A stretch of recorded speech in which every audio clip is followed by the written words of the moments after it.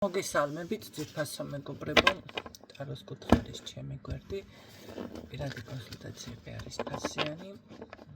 შეგახსენებთ, ეს არის მისალმება ერთგვარი საზოგადოებისთვის, ყოველთვის ვიღაც გვემატება და ბევრმა არ იცის, რატომღაც გონიათ, რომ ტაროს კუთხეს მაგივრად ეტყობა წითელ ჯვარს კითხულობენ.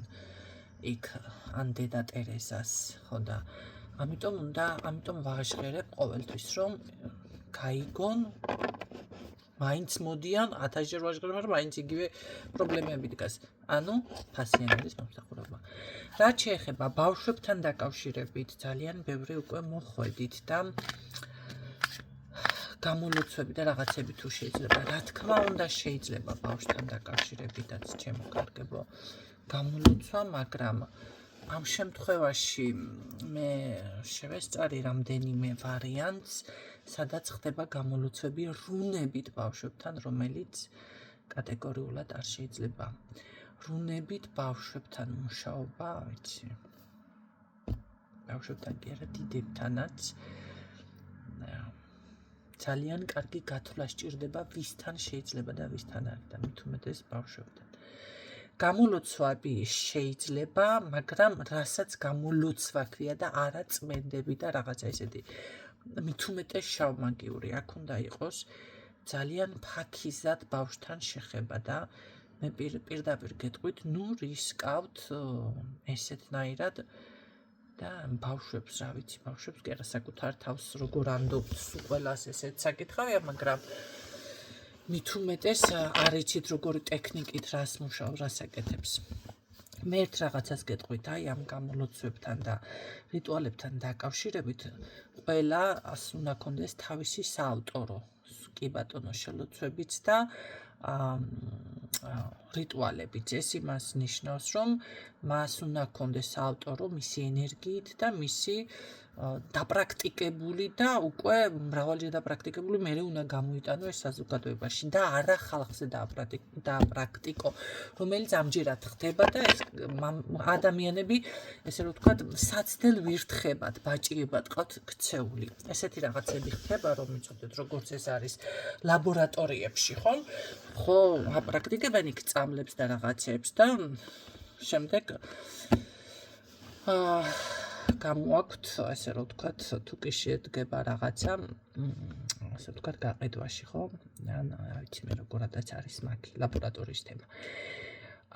მაგრამ ეზოთერიკაშიც ასე არის, იმ რიტუალებს ყველაფერს სჭირდება დაპრაქტიკება. თქვენ როდესაც მიდიხართ ესე დამწყებთან, მე არ ვიცი, ახლა შეურაცხყოფას არავის ვაყენებ, 5 დღის დაწყებული რომ აქვს ადამიანს, ძალა არავინისგან გადაეცა, ანუ წინაპრებიც არავინ ყოლია, ხო? იმიტომ რომ აქედან გადადის ძირითადი ბირთვი. ან თვითონ იყო შეიძლება რაღაც უნიკალური არსება ადამიანი და სახაციდან მოდის ეს ინფორმაცია როგორც ჩემთან ხდება. ან ბავშვობიდან, ან რაღაცა, რა ვიცი. ბევრი ვარიანტი არსებობს, მაგრამ როდესაც ეს არის უკვე, იცით რა, მე მაინტერესებს და რაღაცა გაიარა ერთთვიანი, ორთვიანი კურსი, ტაროს კურსი, იქ რაღაც გაიგონა, ესე უნდა გააკეთოს, ან თელი მასკნა, ტექსტი როგორ თქვა, ესე გაიმეორე, ეს ყოვლად მიუღებელია ესეთ ხალხთან, არ უნდა მეხვიდეთ ხალხო. არც უნდა გაგიკვირდეთ, ის კი არა პირდაპირ კითხოთ, ეხლა ერთი შენ საიდან რაღაც მოისმინეთ, რა საუბრობს, მის თავზე როგორ საუბრობს, საიდან აქვს ეს ცოდნა შეძენილი და შემდეგ უკვე, რა ვიცი, თუ ნდობა გაგიჩნდებათ, მიდით, ესე ემოციურ ფონზე, მით უმეტეს მე პირადად არ აღგებულებ ემოციურ ფონზე. სანამ არ დამშვიდდებიან, დამშვიდდი, წადი, მოიფიქრე და მერე მოდი. რაც შეეხება შელოცვები კიდევ, როდესაც ხვის რიტუალებს იყენებთ, ამ შემთხვევაში უკვე იქ ხდება ზუსტად მთელი, ესე რომ ვთქვათ, ჩათვალეთ გახეთქილება, ცოტა ისე გამოდოლიაში ზის, ხო ხდებით ახლა, ანუ წილი რომ მიაქვს ადამიანს რაღაცა, ესე რომ ვთქვათ, ესე არის, იმას მიაქვს წილი. რა არის წილი? წილი არის თქვენი ენერგია, თქვენი ფინანსები, თქვენი ჯანმრთელობა, თქვენი ახალგაზრდობა, რა ჭირდება? ვინც გააქტიურა, რა თქმა უნდა, იმისგანაც თუ კი არ იცით ეს და დამწყებები და ესე რა ვთქვათ, გაინტერესებთ ეს სფერო, უნდა იცოდეთ, რომ თქვენგანაც რა თქმა უნდა, მიაქვს ჯერ ერთი შესაძლებელია, კი ბატონო, გაქვთ ხედვა და ზუსტად ეს თქვენი ხედვა წაიღოს, რომელიც ჯერ კიდევ განვითარებულია, რომელიც საკუთარ თავში თქვენ არა გაქვთ აღმოჩენილი. მერე კიდევ ისეც ააქტიურებთ, აი იქედან, იმიტომ არის მერე ხანდახან რომ ამბობენ, რომ იცი რა, გავიკეთე ყველაფერი, მაგრამ პირიქით უკუღმა შებრუნდა რაღაცეები. იმიტომ რომ იქ ჯერ ერთი რამდენად სწორად აკეთებს ხვის რიტუალს, იმიტომ რომ სრულყოფილად არავინ არ დაგიდებს თავის რიტუალს. დეტალურად სიტყვით და ასე შემდეგ შეიძლება გამორჩეს, შეიძლება შეგნებულად არ დადოს. მერე კიდევ არის ძალიან ბევრი ცრუ რიტუალები, ცრუ ფორმულებს ახლა ბევრი ვერ მიხვდებით, მაგრამ არსებობს, თუნდაც მოდი ასე ვთქვათ, შელოცვები და რაღაც მოდი ასე ვთქვათ, იეროგლიფების ჩამონაწერი, რომელიც უნდა იცოდეთ, ნახეთ, რომელი არის ცრუ და რომელი არა. ახლა რა ხდება, როგორც ტაროს შლით, როდის გესაუბრება ტაროს სწორად და როდის არა, ეს უნდა მიხვდეთ, უნდა შეიგრძნოთ. ამას ვერავინ ვერ გასწავლით. იგივე არის იქაც, ნახ ადამიანმა რაღაც აწერია, დაუშვათ ფინანსებისთვის არის ეს კარგი, დაუშვათ რაღაცისთვის არის, გადმოიწერე, შენ გადმოიჯღაბნე და ელოდები ფინანსებს რაღაც. არა, ჩემო კარგო, თქვენთან თუ უნდა შემოვიდეს 100 ლარი, ჩათვალეთ, შემოვა 10 ლარი, დანარჩენი 90 ლარი გადადის იმ ადამიანთან ბიუჯეტში. ეს აუცილებლად მიხვდება, რომ ისი ფორმულა ვიღაცამ გამოიყენა. თქვენ ნუ გონიათ ეს რიტუალები, ეს ფორმულები და რაღაცები უფასოდ დევს და ხელმისაწვდომია. მაშინ ნახე საპირწონო არ იქნებოდა სამყაროში, მაშინ გადასახადები არ იქნებოდა სამყაროში. კარგად ვიცით, რომ ყველაფერში არის გადასახადები, მით უმეტეს მაგიაში. მაგიას თავისი რო გამოიყენებ, არ აქვს მნიშვნელობა, კარგად გამოიყენებ, ცუდად გამოიყენებ, თავის გადასახადი აქვს. და მით უმეტეს თუ ძალიან დიდი პრობლემა გაქვთ მოსაგვარებელი, რა თქმა უნდა, საპირწონო. აქ არ არის მარტო გადასახადები, ეკლესიაშიც გადასახადები გაქვთ, როგორ ფიქრობთ ახლა. ჯვარს დაიწყებთ, რაღაცა უნდა შეწირო სახლის. ადამიანს რომ უთხარი აკურთხე სახლი, ესე რამდენჯერმე უთხარი.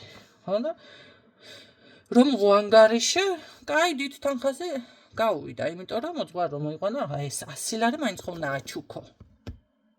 სუფრა თუ გაშალე, დღეს სუფრა, რა ვიცი, უბრალო სუფრა 500 ლარი ჯდა. ყველაზე უბრალოდ ვარ და მაშინ ყავა და რაღაცა პიჩენია შეთავაზო და გავუშო, ხო? ამიტომ აქ, რა ვიცი, უფასო არის? მოდი მას ქნათ. ეს არის ზუსტად გადასახადი. შეწირულობა რომ დევს, აი რამდენიც გინდათ, ითხოვ ზოგი ოქროს წირავს, ზოგი რა არ წირავს მონასტრებში. ეს არის ზუსტად გადასახადი, ეს არის ზუსტად თუნდაც საპირწონო. რას ნიშნავს ახლა თქვენ რომ რაღაცა დიდი რამე გინდათ მოაგვაროთ და მოდი ახლა თუ თქვენი ბიუჯეტს მეც არ შეადგენს და 5 თეთრი გაქვთ, კი ბატონო, ეს შეიწირება, იმიტომ რომ თქვენი ბიუჯეტისთვის ეს 5 თეთრიც ბევრი იყო, მაგრამ თუ თქვენ გაქვთ რაღაცა მოგიპოვებათ რესურსი და ესე დაჟმოტავთ და რაღაცა და მაშინ ეს უკვე აღარ შეიწირება. გარანტია არა გაქვთ თქვენ თუნდაც ეკლესიაში რომ მიდიხართ, რომ ნამდვილად ისურვილი აგისრულდებათ, ან ყველაფერი კარგად იქნება. მით უმეტეს შეიძლება იქ შესაძლებელიც დატოვეთ. აი იგივე არის გენაცვალეთ აქაც. ეხლა თქვენ რომ რაღაცა გინდათ ძალიან დიდი ადამიანი მოდის, ესე იგი მომაკვდინებელი ცოდვა, მოდი ცოტა ქრისტიანულ კუთხითაც განსაზღვროთ, რადგანაც ეზოთერიკოს უჭირს ამ კუთხით საუბარი და შემდეგ როგორ არის, იმიტომ რომ არ არიან ხო ეხლა გაცნობიერებული, ნუ რა ვის ნუ ეწყინება, ბევრი ვერ არის გაცნობიერებული.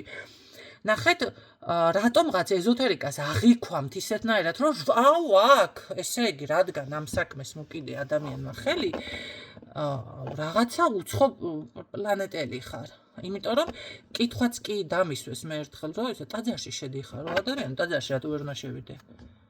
ამ ინსტრუმენტს მე იმათ საზიანოდ არ ვიყენებ. ეს არის ჩემი დამხმარე ხელსაწყო, ვიცი რომ უარყოფს ეკლესია, მაგრამ ნუ ეხლა მაინც ვიყენებ დამხმარე ხელსაწყოთ და არა ესე რომ ვთქვათ, ეხლა სულის გაყიდვის რიტუალები და შეპყრობილი და ატაძარში ვერ შედის შეპყრობილი ეგზორციზმის წაკითხვა, რომელსაც სჭირდება. ამ კითხვას რომ ადამიანს დაუსვან, რა ვიცი ახლა ეს პირდაპირ მიუთითებს, რომ საერთოდ გაგებაში არ არის, არაფრის გაგებაში არ არის ადამიანი. ამიტომ ეს გადასახადები თქვენ გაგვირვებთ. ეს არის რომელიც არის აუცილებელი. შესაძლებელია ეს იყოს უბრალოდ ეს გადასახადი გამოსყიდვითი რაღაცა გამოისყიდოთ. რა გავაკეთოთ ახლა ეს არის მოწყობილი ცხოვრება. მაგრამ შეხედე რისთვის მოვყევი ეს ყველაფერი. აი ამ ადამიანმა შენ დაგიდო ეს ინფორმაცია. რითინ უხდი შენ ამ ადამიანს ეს ინფორმაცია რო დაგიდო? ზუსტად ის არის, რასაც თქვენ ვერ ხედავთ, ვერ ამჩნევთ. და ამ სხვა პრაქტიკოსმა ახალ ბედამ თუ რაღაცამ დაინახა ეს ფორმულა, ეს შელოცვა რაღაცა მიიტაცა, მიითვისა იმასკენ და მან არ იცის, უბრალოდ არ იცის, რომ ამას მისი გადასახადი აქვს. გადასახადი უკვე იქ არ არის დაწერილი. შენი სარგეუნება მადლობა მითხარიო. მას მისი გადასახადი აქვს, რომელიც ჩვენთვის უცნობი არის. ხო, ეხლა რა ჭირდება იმ ადამიანს? შეიძლება ავათარის ჯანმრთელობა სჭირდება. რა არ ზიანდებიან პრაქტიკოსები, რამდენიც გინდა ზიანდება. შეიძლება ფინანსური კი ცოტა აქ რაღაცა მოხდა. ყველასთან შეიძლება ეს გარღვევა მოხდეს. შეიძლება შობადობასთან, ბავშვებთან რაღაცა პრობლემა აქვს. შესაძლებელია სილამაზე დაბერდა და ახალგაზრდული კი ბატონო უნდა ნებისმიერი მას რაც ჭირდება, იმას გადაიზიდავს. ეს იქნება თქვენი გადასახადი. ამიტომ ბავშვებიდან დავიწყე და დაუბრუნდები ისევ ბავშვებს.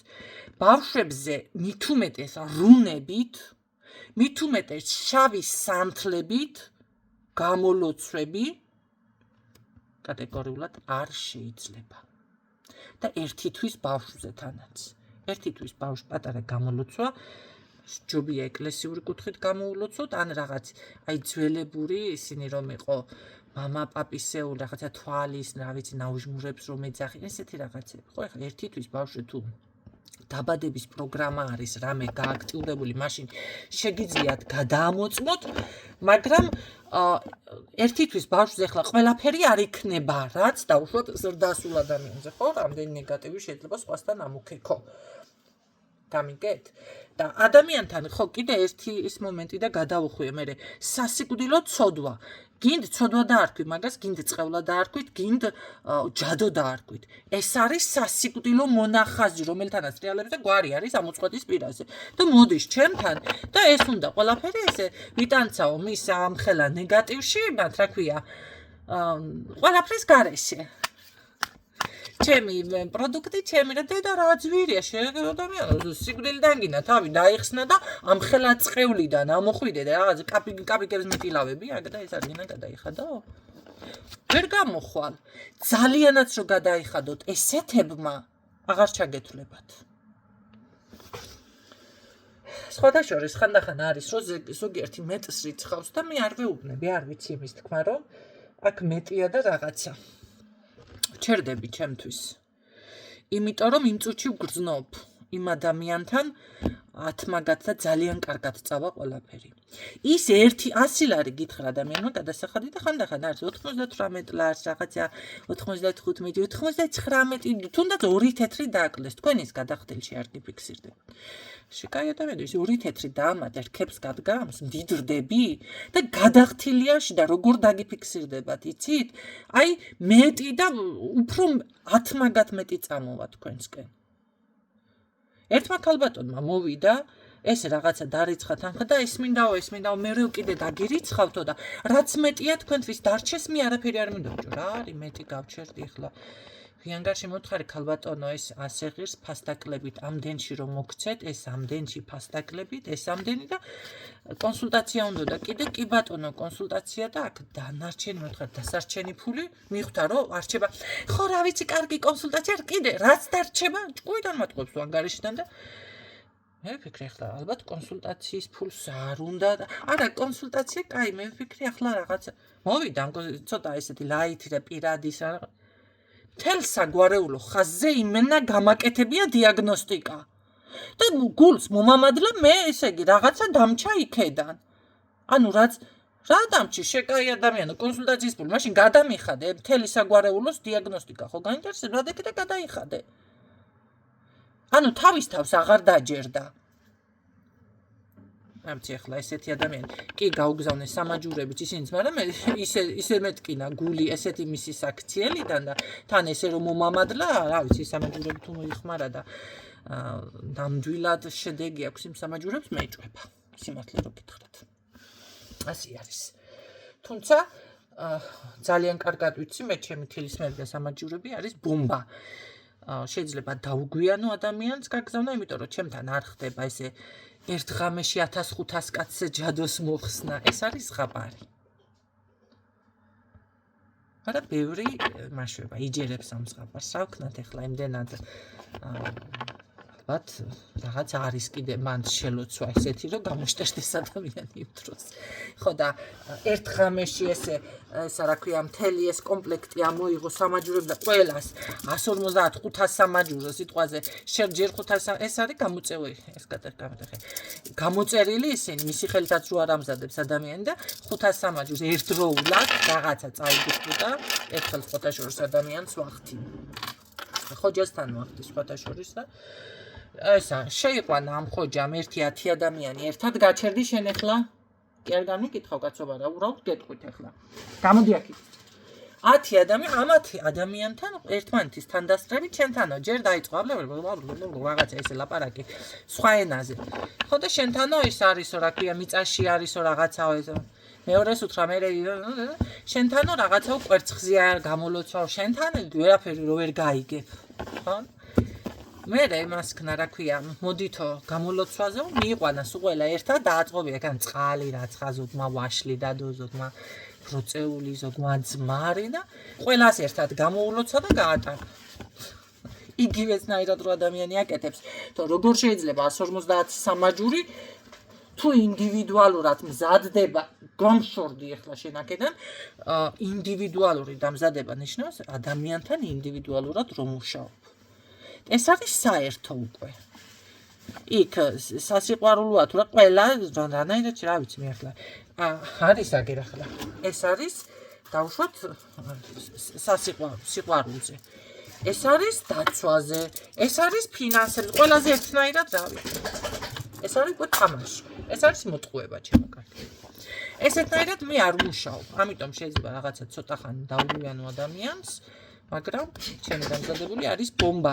თუ იმაშვება, რა ქვია, იხთისთანაც ნორმალურად ეხლა და არ მეტკილავება. გული თუ მეტკინება, ერთმა ესე გული რომ ატკინა, როგორც აიღო სამაჯური ხელებში ჩაასკდა იმ წუთში.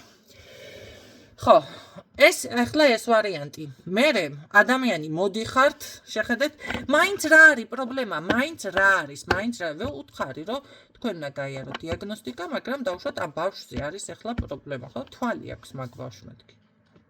დიაგნოსტიკის ფულის გადახდის მაგისთვის მოგმართავთ მაშინ და всё დაკმაყოფილ და მიდის მადლობასაც აღარ მეუბნებდა თქვენ ზარალდებით ამ საქციელით ჯერ ერთი არავინ არაფერში არ არის ვალდებული და მერე კიდე უნდა თავში თქვენ ვის რას უტეთებთ ერთი უფასოდ ახლა ესეც მითხარ რას აკეთებთ უფასოდ გადი აქედან შევირო შენ რა შეეხება ბავშვებთან იყავით ძალიან ფრთხილად ყველასთან იმიტომ რომ ბავშვი ეს არის ძალიან კარგი იარაღი ჯერ ერთი ფეხმძიმე ქალბატონებიც იმ პარალოგებთან რომ მირბიხართ და რამდენიმე ჩემთანაც მოიპარეთ მე არ მუშაობ მაგნაირად მაგრამ ფეხმძიმე ქალი არის ძალიან კარგი იარაღი ეხლა რა კარგად გამახსენდა ეს მომენტიც გეტყვით ფეხმძიმე ადამიანი თუ კი არის და ბოლო თვეში მით უმეტეს თავისუფლად შეიძლება მისი შვილიდან ჯანმრთელობა აიღო ეხლა რა თქმა უნდა მე არ გასწავლით როგორ აქედან ვიცი რა თქმა უნდა როგორადაც ხდება მაგრამ ძალიან ფრთხილად უნდა იყოთ მუცელში მყოფი ბავშვიდან შეიძლება უკვე ჯანმრთელობა აიღოთ სადაც უკვე კი დაბადების პრობლემები ესე ქვია შემდეგ ესე ფიქსირდება დიაგნოსტიკაში დაბადების აი ეს არის მე ის ხო იბადება ბავშვი და ავადმყოფობს აი იმიტომ ხდება ეს ამიტომ ის გამოლოცვებიც და ეს ყველაფერიც უნდა მოხდეს ძალიან ფაქიზად და ძალიან ფრთხილად უნდა იყოთ რა ვიცი იმედია გაიგებთ ამ ინფორმაციას და არც კიდევ ეხლა ბავშვზე ეხლა ონიქსები და ტურმალინები არ არის ამ ხელა რაღაცეები საჭირო. არ არის ჩემო კარგებო. არსებობს უფრო მსუბუქი, რომელიც შეგიძლიათ კი ბატონო გავუკეთოთ პატარა თილისმა, თვალისახით დაკიდოთ გულზე, ან მის საწოლთან დაკიდოთ და ასე შემდეგ დაიცვათ. იმედია გამოგადგებათ ეს ინფორმაცია, გაითვალისწინებთ უპირველესად და ლაიქება და კომენტარება არ დაგავწყვეთ. დღეიდან სულ ვაქტიურობ და მე თვითონ იძახით ამილაიქეთ და დაგემშვიდობებით გისურვებთ წარმატებებს დროებით.